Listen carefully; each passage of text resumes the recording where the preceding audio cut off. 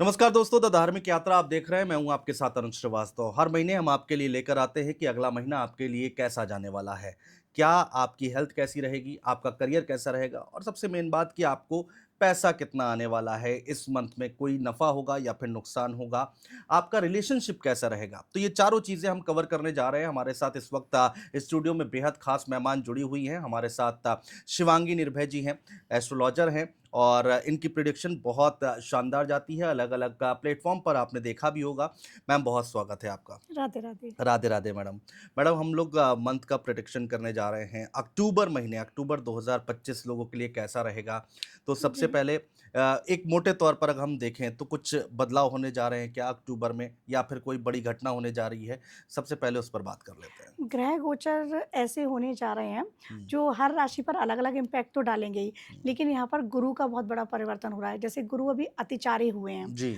तो गुरु 18 तारीख को हुँ, वक्री हो जाएँगे, हुँ। वो कर्क में आ जाएँगे। जी। कर्क में आते ही वो एक राजयोग का निर्माण भी कर देंगे। हुँ, तो आगे डिटेल में तो बताऊँगी, लेकिन हुँ। कर्क राशि वालों के लिए बहुत अच्छा समय जाएगा। अच्छा। और यहाँ पर बुध जो हैं, जो अभी अस्त हैं, हुँ, तो 2 तारीख को वो उदय होंगे और हुँ, 3 तारीख को उनका नक्षत्र परिवर्तन और राशि परिवर्तन हो रहा है। हुँ, अब अगर आगे बढ़ते हैं, हुँ, तो यहाँ पर बुध जो है वो तुला राशि में जाएँगे। हुँ, शुक्र जो है उनका परिवर्तन हो रहा है, हुँ, वो 9 अक्टूबर को कन्या राशि में चले जाएँगे। अब कन्या में जाते ही ना, वहाँ पर कन्या राशि के लिए लव लाइफ़ बहुत डिस्टर्ब रहेगी, आगे हुँ। डिटेल में बताऊँगी, बिल्कुल। क्योंकि वहाँ क्या है ना, नीच के होते हैं। हुँ, अब यहाँ पर जो सूर्य हैं, सूर्य तुला में आएँगे हुँ, 17 अक्टूबर को, मंगल जो हैं वो वृश्चिक में आएँगे, वो हुँ, उनकी खुद की राशि है। हुँ। तो मंगल, अगर मंगल के लेके बात करूँ, तो मंगल का ही ये साल है, जी। 9 की एनर्जी है। अब मंगल वृश्चिक में आ जाएँगे, तो यहाँ पर कोई ना कोई एक अग्निकांड भी हो सकता है इस महीने वापस से। अच्छा। जैसे हवाई दुर्घटना हुई थी, इस तरह की हाँ। कोई दुर्घटना भी हो सकती है। ओह!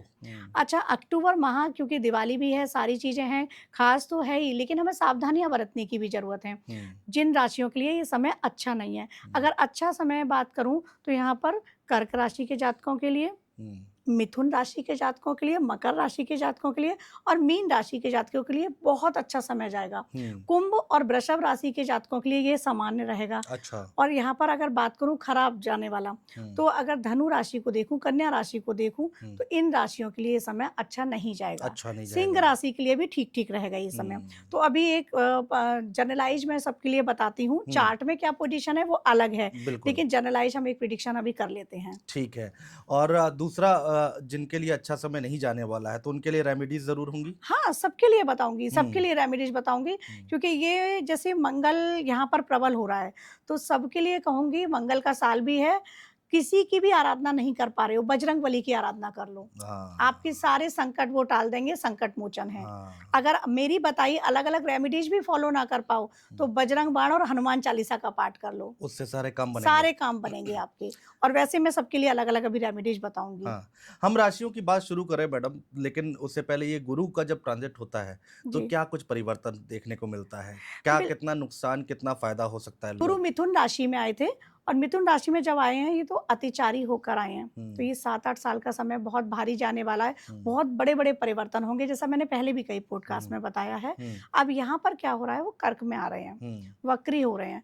तो अक्टूबर में पूरे-पूरे चांसेज़ हैं कि सत्ता में उथल-पुथल मचेगी। अच्छा, हाँ, मतलब सत्ता में, सरकारों में? सरकारों में हुँ, उथल-पुथल मचेगी और बिहार सरकार से भी हो सकता है, पूरे-पूरे चांसेस हैं 80% और हमारे केंद्र से भी हो सकता है।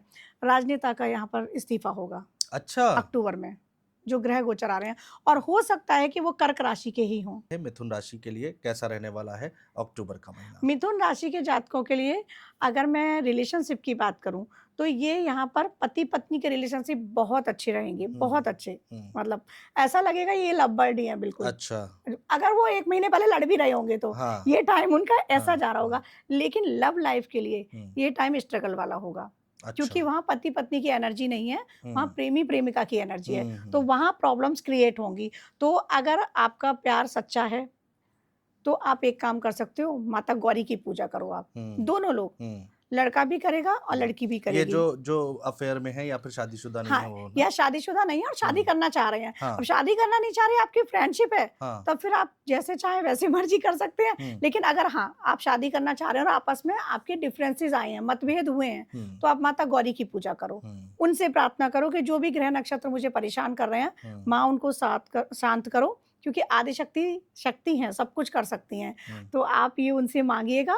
और साथ ही अगर इनके करियर की बात करूँ मिथुन राशि के, तो ये समय उत्तम रहेगा। हम्म कोई ऐसा नहीं है कि प्रमोशन मिलेंगे आपको या बहुत सारा पैसे की लिहाज से आपको फ़ायदा हो रहा है, हम्म लेकिन उत्तम समय है, हम्म खराब नहीं है, ऑफ़िस में भी सब कुछ ठीक रहेगा। हम्म और पैसे के लिहाज से अगर मैं वैसे बात करूँ, तो यहाँ पर रुका हुआ धन, जैसे मैंने मेष राशि वालों के लिए बताया ना, जी। तो आपका रुका हुआ धन कहीं से आएगा। अच्छा। हाँ, रुका हुआ धन अगर नहीं आया तो अचानक से धन प्राप्ति। हम्म सपोज़ हम किसी के घर गए, उसने एनवेलप ही दे दिया, तो वो बिल्कुल। एक्सपेक्टेड नहीं था, हाँ हाँ तो हाँ। वो मिल गया, आपको अमाउंट मिलेगा। मिलेगा। अनएक्सपेक्टेड। तो हम्म इस तरीके से लक्ष्मी की प्राप्ति होगी आपके लिए इस महीने। हम्म अब स्वास्थ्य की दृष्टि से बात करूँ, तो स्वास्थ्य की दृष्टि से ये समय आपके लिए ठीक है, हम्म लेकिन कुछ लोगों के लिए आँखों की संबंधित परेशानी हो सकती है। अच्छा। हाँ, तो उसके लिए आपको आदित्य हृदय स्तोत्र का पाठ करना है।